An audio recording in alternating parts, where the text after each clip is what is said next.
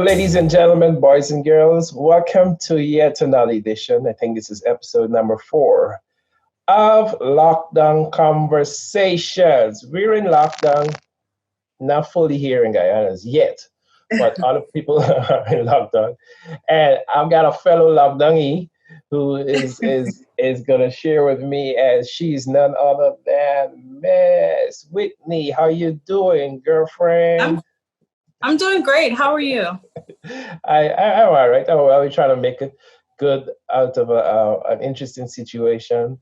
What is your take on all of this? What's happening? I know you were like probably in the heart of everything. What's happening? Well, as you know, this something like this, we haven't had anything like this in well over 100 years. So it's pretty strange.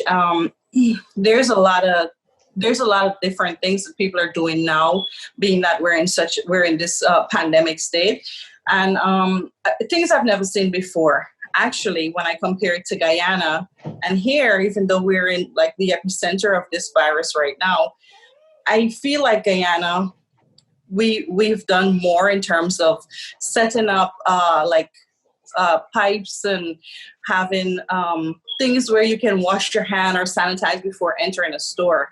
Yeah, and believe it or not, even though we're here and we have almost 60,000 cases already, we have not done anything like that.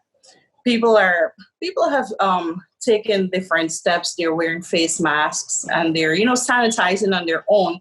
But if you were to go to the grocery store now, you would see people with no mask, no gloves, or anything like this, not taking any precaution, just touching everything.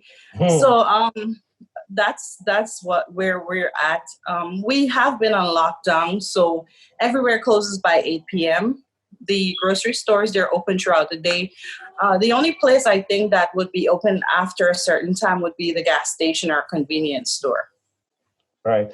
I like the fact that you're still in Christmas mode, and it's just nice for this period. You're locked down, but you have your Christmas tree. What's the story behind the Christmas tree?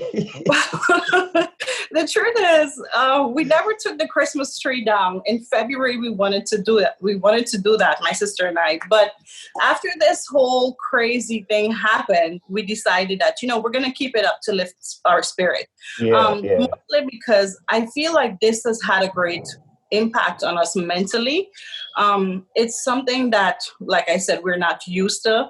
We have situations in our lives, responsibilities, things that we learn how to cope with, but this is very new to humanity, and it has taken a toll on a lot of people mentally. From suicidal thoughts to just being in a depression kind of mode throughout this whole thing. And so I believe that this has helped us greatly during this time. The fact that I'm so far away from my family, and it's not just happening in this one part of the world, it's happening there too. So it kind of brings some sort of light into the house and cheer us up a little bit. I can understand that.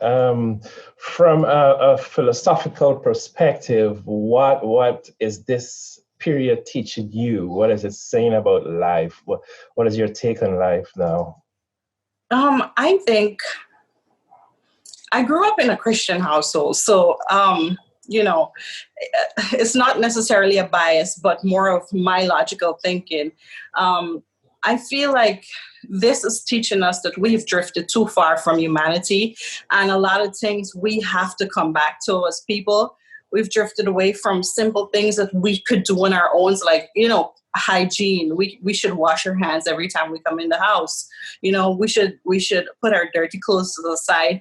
If we mix with people from all over we're not discriminating, but you never know what's out there. It has taught us that the people who we thought were essential are not essential. Wow.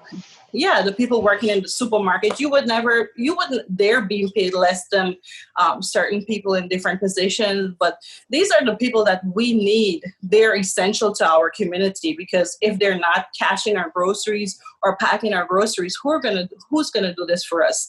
If you don't have the cleaners in the hospital cleaning the hospitals, who's gonna do this for us? So the cleaners are essential as well.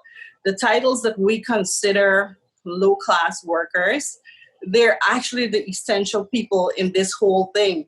And I think that is one of the bigger picture that we're getting to see right now.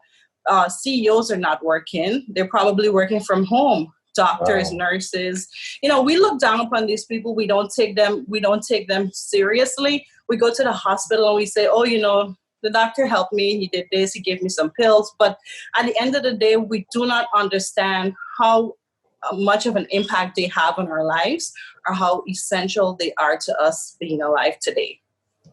Wow, that is good. And that's a really interesting perspective. Really interesting perspective. I want to thank you for your time. I just want to say Merry Christmas to you, and and we all hope for a different new year. Definitely.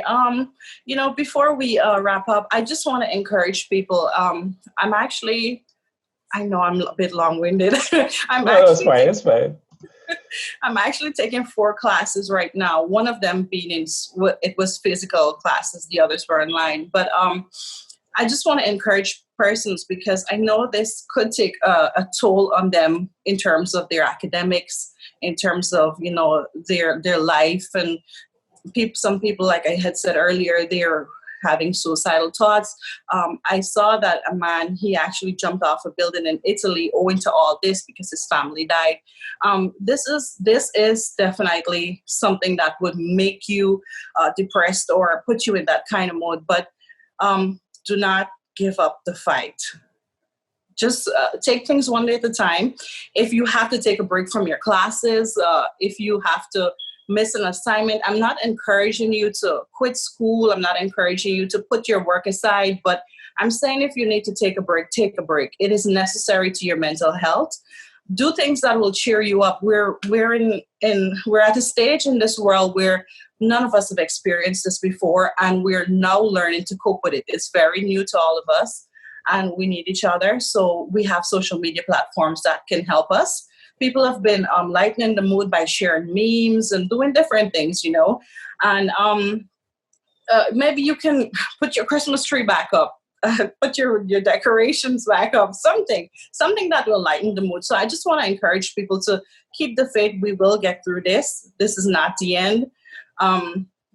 We can contain this, and we will move forward from here as a people. God's got our back. God's got our back. Thank you. And this was a lovely conversation, and we got to do this again sometime. Definitely. Stay safe. Stay safe, Bill. Stay safe, everyone. Bye-bye. Bye.